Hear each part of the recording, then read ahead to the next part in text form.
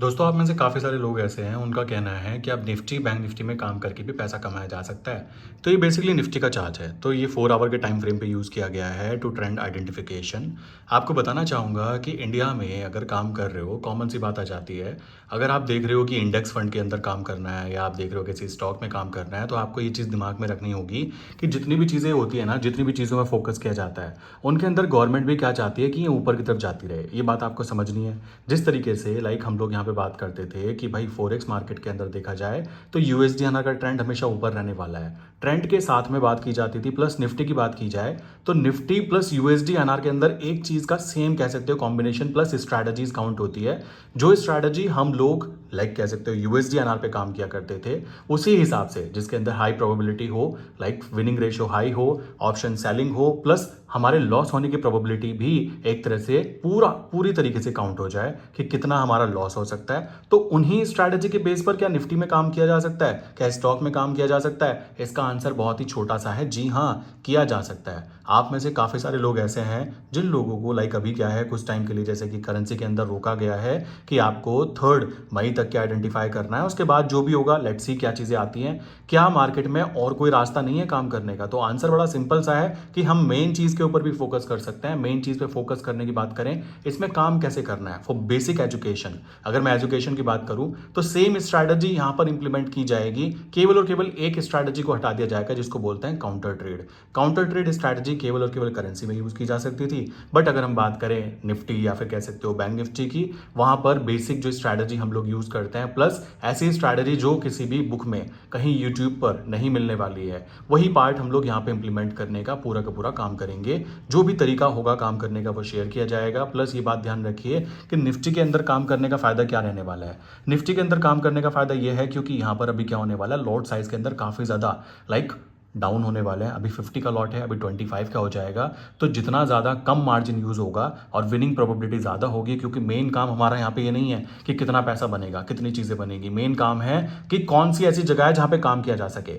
मेरा काम आपको यहाँ पे ये बताना नहीं है कि लाखों रुपए दिन के कैसे कमाते हैं। मैं ये चीज़ हर बार बोल चुका हूँ, करेंसी में भी यही बात हुआ करती थी और यहाँ पर भी यही बात होने वाली है। रीज़न क्या है? मेन काम ये होना चाहिए कि स्ट्रैटेजी क्या होनी चाहिए। स्ट्रैटेजी पर हम लोग अगर ज़्यादा फोकस करेंगे, देन उस कंडीशन में ज़्यादा हाई प्रोबेबिलिटी रहेगी कि हमारे फ्यूचर में कुछ भी कंडीशन बने। देखो, शेयर मार्केट में काम करने वाले इंसान के लिए सबसे कीमती चीज पता है क्या होती है? उसकी स्ट्रैटेजीज। अगर सब कुछ भी बंद हो जाता है, मान लीजिए सब कुछ भी बंद हो जाता है कि भाई मुझे किसी में काम नहीं करने दे रहे हैं, तो क्या आपको लगता है कि ये इंडेक्स फंड जो होता है ये भी बंद हो जाएंगे? अगर ये भी बंद हो जाएंगे तो ये मान के चल सकते हो कि हमारे इंडिया के अंदर शेयर मार्केट का भविष्य बिल्कुल जीरो होने वाला है। रीजन इसके पीछे ये हो जाएगा कि अगर कोई इंसान काम ही नहीं करेगा, कोई पैसा ही नहीं लगाएगा, तो क्या इंडेक्स फंड ग्रो कर पाएंगे? कभी भी ग्रो नहीं कर पाएंगे। और यहाँ पर आम आदमी को तो रोका नहीं जा सकता ना काम करने से। तो हम लोगों को ये चीज भी ध्यान रखनी है कि काम करने का तरीका जो है वो सबसे इंपॉर्टेंट होना चाहिए। प्लस ये चीज ध्यान रखनी है कि हमें किस पर्टिकुलर इंडेक्स में काम करना चाहिए। अब आप देखोगे, मैंने यहाँ पे देखा बहुत सारी चीजें होती हैं जिसके अंदर हम लोग एक्सपायरी हर डे एक्सपायरी होती है। बट हम लोगों का मेन फोकस जो रहने वाला है वो रहने वाला है स्ट्रैटेजीज के ऊपर कि काम करना कैसे है। तो ये चीज अंडरस्टैंडिंग अगर करना चाहते हो तो ये चीज दिमाग में बिठा लीजिए कि काम करने का तरीका अगर आपको समझ में आ जाता है कि मान लीजिए मैं स्विंग ट्रेड करना चाहता हूँ, काफ़ी सारे लोग हैं जो इंट्राडे में यूज़ करना चाहते हैं, काफ़ी सारे लोग ऐसे हैं जो कि कह सकते हो पोजिशनल ट्रेड पे ज़्यादा विश्वास रखते हैं। तो ये चीज़ ध्यान रखो, चार्ट्स कहीं पर भी चले नहीं गए हैं। अगर आपको चार्ट ट्रेडिंग करनी आ रही है, आपको बेसिक एजुकेशन है, आपको पता है कि शेयर मार्केट कैसे काम करता है, देन उस कंडीशन में कोई भी प्रॉब्लम यहाँ पे निकल कर नहीं आने वाली है। बाकी ये बात दिमाग में बिठा के रखो कि हम लोग जो काम कर रहे हैं, शेयर मार्केट का काम कर रहे हैं, यहाँ पे रिस्क इन्वॉल्वमेंट रहता ही रहता है। कोई अगर कहे आपको कि 100% प्रूफ वाली स्ट्रैटेजी, हाँ ये हो सकता है कि हेज स्ट्रैटेजी होती है, तो वहां पे पहले ही पता होता है कि हम लोगों को कितना लॉस हो सकता है, कितना प्रॉफिट हो सकता है। और मैं फिर बोलूंगा कि हेज स्ट्रैटेजीज भी, कोई भी स्ट्रैटेजी ऐसी मैं यूज नहीं करता हूं, ना ही करवाता हूं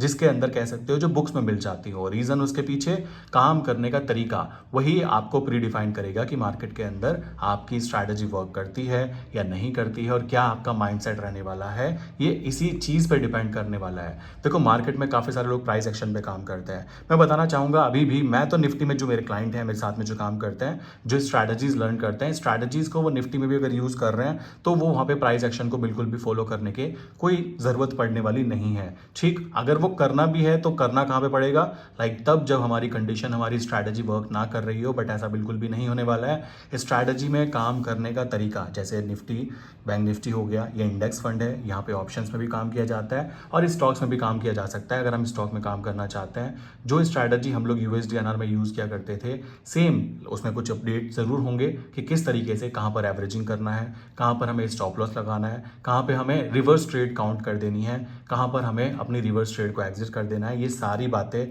बहुत ही ईजी वे में आपको समझाया जाएगा, बताया जाएगा कैसे काम करना है, तो आप यहाँ पे इसको कंटिन्यू ईजिली कर सकते हो। जो भी इंसान लाइक कह सकते हो यूएसडीएनआर पे भी काम नहीं कर पा रहा है, क्योंकि इस मंथ तो अभी नहीं हो पाएगा, मैं खुद वेट कर रहा हूँ ताकि 3 मई को पता लगे कि क्या चीज़ होने वाली है। जैसे कि मैंने आपको बताया हुआ है कि हाई प्रोबेबिलिटी है कि वहाँ पर कैप लगेगी कि भाई इससे ज़्यादा लॉट में आप काम नहीं कर सकते, वरना आरबीआई का कहना यह है, रूल पहले से था और रूल में जो जो चीज़ें थी वो पहले से थी, तो 2014 के बाद में 10 साल निकल गए। अगर रूल में ये वाला पॉइंट जो था कि $100 मिलियन तक के एक्सपोजर की जरूरत नहीं पड़ेगी, तो ये पॉइंट वापस भी किया जा सकता है। It's not a big deal. ठीक है, डील क्या है? डील ये है कि हमें हमेशा अपने आप को तैयार रखना चाहिए। तो तैयार किसके लिए है? ये लीजिए सामने तैयार, इसमें कोई दिक्कत की बात नहीं है। काफ़ी सारे लोगों का ये था कि वो घबरा रहे थे अब क्या होगा।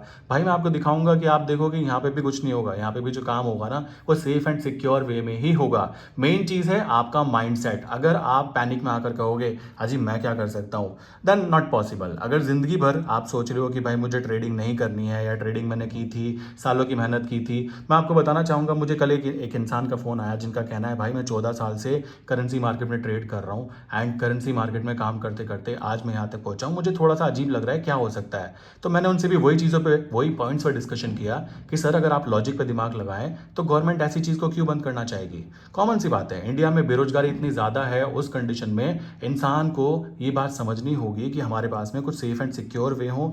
वही चीज़ें मैं यहाँ पे आपको बताना चाहूँगा। आपको एजुकेशन की बात की जाए तो एजुकेशनल कंटेंट की कोई भी कमी नहीं आने वाली है इस चैनल पे।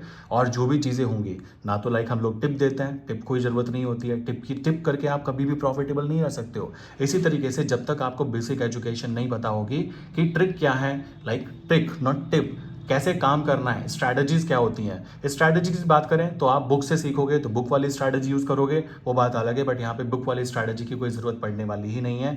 जो स्ट्रैटेजी हम लोग यूएसडीएनआर में यूज़ कर रहे थे वही स्ट्रैटेजी यहाँ पे यूज़ करने वाले हैं। यहाँ तक की बात आ गई अगर समझ में, तो नीचे कमेंट करके ज़रूर बताना, और नहीं समझ में आए कि कैसे हम लोग यूएसडीएनआर वाली स्ट्रैटेजी यहाँ पे इंप्लीमेंट कर सकते हैं, तो ध्यान दो जिस तरीके से हम पिन पॉइंट एंट्री यूएसडीएनआर के अंदर कर सकते हैं।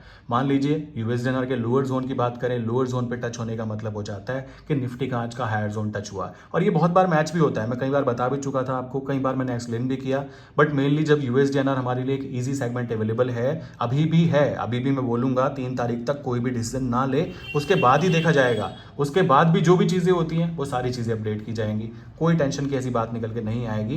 बट उसके कंपैरिजन करते हुए निफ्टी के अंदर हम लोग इजीली काम कर सकते हैं, उसमें कोई भी दिक्कत की बात नहीं आती। निफ्टी भी अगर बंद हो जाएगा तो देखो फिर तो शेयर मार्केट ही बंद हो जाएगा। तो वो लोग जो बहुत ज़्यादा पैनिक में, कह सकते हो, मैंने देखा कमेंट बॉक्स पढ़ के कि अभी क्या करें, अब क्या होगा, हम क्या कर सकते हैं, मैं आपको बोलना चाहूँगा मेरे भाई, ट्रेडिंग करने आए थे तो ट्रेडिंग के अंदर ट्रेडिंग आनी चाहिए, स्किल्स आनी चाहिए। चार्ट्स कौन सा हो इससे मैटर नहीं करता है। काफ़ी लोग कहेंगे पैसा ज़्यादा लगेगा, भाई निफ्टी का जो बेसिकली कह सकते हो लॉट साइज है वो कम किया जा रहा है। तो 26 तारीख आने वाली है, 26 तारीख से बेसिकली लॉट साइज कम किया जा रहा है। एंड उसी के साथ में ये बात भी ध्यान रखनी है कि 3 तारीख भी आने वाली है। अगर 3 तारीख को सब कुछ नॉर्मल ही रहता है देन डेफिनेटली कोई भी प्रॉब्लम सामने निकल कर नहीं आती। और अगर कोई प्रॉब्लम आती भी है तो प्रॉब्लम का सॉल्यूशन निकालना हम ट्रेडर्स की रेस्पॉन्सिबिलिटी है। अगर आप फाइनेंशियल एजुकेशन चाहते हो तो फाइनेंशियल एजुकेशन पाने के लिए आपको रिस्क नाम की जो चीज़ होती है, मैंने आपको बताया था कि हम लोगों को कैलकुलेटेड रिस्क लेना है, नॉट अनकैलकुलेटेड रिस्क। अगर कैलकुलेटेड रिस्क लेकर हम काम कर रहे हैं तो बिल्कुल भी पैनिक में आने की कोई भी ज़रूरत निकल कर नहीं आती। आई विश यहाँ तक की बातें क्लियरली समझ में आ गई होगी। एंड जो भी चीज़ें होंगी, आप अगर कोई क्वेश्चन पूछना चाहते हैं तो नीचे कमेंट में पूछ सकते हैं। जो स्ट्रैटेजीज के पार्ट हैं, कैसे करना है, क्या करना है, जल्दी आपके साथ शेयर किया जाएगा। सभी लोगों को अपडेट मिल जाएगा कि कैसे आप करेंसी मार्केट को यूज़ करते हुए आप यहाँ पर अपनी स्ट्रैटेजी को इंप्लीमेंट कर सकते हैं। ठीक है, नीचे कमेंट करके बताना ज़रूर कि आप क्या समझते हैं, क्या करेंसी मार्केट सच में बंद होने के हाई प्रोबेबिलिटी लग रही है, क्यों लग रही है। आप सोचो, अभी भी सर्कुलर जब आया तो उसके अंदर भी 5 तारीख का आगे करके उसको 3 तारीख कर दिया गया है। तो अगर 3 तारीख किया है तो बीच में अभी ये लोग फीडबैक लेंगे और फीडबैक लेने के बाद में जो भी लाइक ट्रेडर्स के लिए भी, मार्केट के लिए भी और सेगमेंट के लिए अच्छा होगा वो डिसीजन लिया जाएगा। और मेरे हिसाब से अभी भी डिसीजन वही आने वाला है कि मार्केट पे एक कैप लगनी चाहिए, और कैप लगनी भी चाहिए थी क्योंकि मैं खुद नोटिस कर रहा था कि मेरे पास जो क्लाइंट हैं वो लोग खुद इतनी बड़ी बड़ी क्वांटिटी में ट्रेड ले रहे हैं। सो यहाँ पर प्रॉब्लम क्रिएट होने वाली तय थी और वो हुई भी। और इसी हिसाब से देखा जाए तो आने वाले टाइम में नॉर्मली सब कुछ होने वाला है। बाकी रही बात निफ्टी की या बैंक निफ्टी की, स्ट्रैटेजीज वर्क करनी चाहिए मेरे भाई। अपनी स्किल्स पे ध्यान देना है, बात खत्म। इसके अलावा कुछ भी नहीं करना है, अपनी स्किल्स पे ध्यान देना है। सब कुछ बंद भी हो जाएगा ना तो स्किल होगी तो कुछ भी कर सकते हैं, ये बात ध्यान रखिए, ठीक है। सो आई विश यहाँ तक की बातें क्लियर हो गई होगी। मिलते हैं नेक्स्ट इंपॉर्टेंट वीडियो के अंदर। नीचे कमेंट करके जरूर बताना आपकी क्या राय है कि निफ्टी में काम करने के लिए तैयार हो या नहीं हो, या फिर पैनिक में आ गए कि निफ्टी भी बंद हो जाएगा और करेंसी मार्केट अभी बंद नहीं हुई है। इस बात को भी ध्यान रखिए। कमेंट करके अपने विचार जरूर बताइएगा दोस्तों।